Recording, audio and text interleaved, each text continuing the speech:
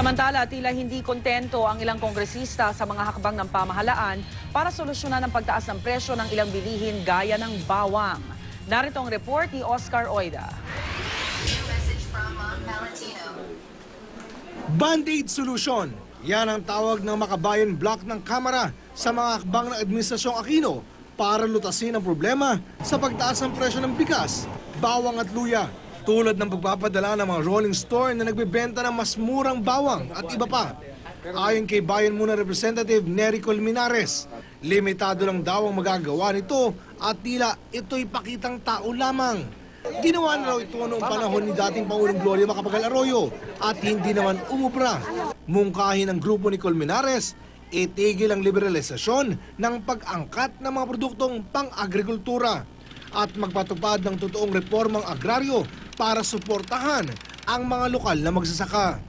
Ayon naman sa Malacanang, market forces ang nagdidikta sa pagtaas ng presyo ng bigas at iba pang produkto.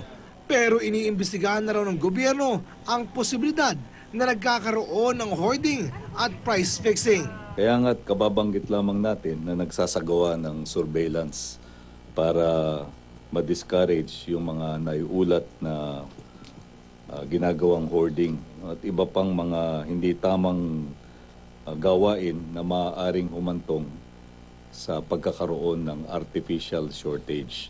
Nilinaw naman ni Agriculture Undersecretary Emerson Palad na hindi kulang ang supply ng bawang sa bansa. Katunayan, sobra-sobra raw ito. Ang tumaas daw ay ang presyo ng imported na bawang na ngayon 300 pesos per kilo, habang ang lokal na bawang ay 200 pesos per kilo lang. Ang hiling po ng Department of Agriculture, yun nga po, tangkilikin natin yung lokal na bawang natin para matulungan din natin yung mga kababayan natin, mga magsasaka. Hindi rin daw bumaba ang supply ng luya, kaya nakapagtataka kung bakit tumaas ang presyo nito. Para sa unang balita, Oscar Oida, reporting.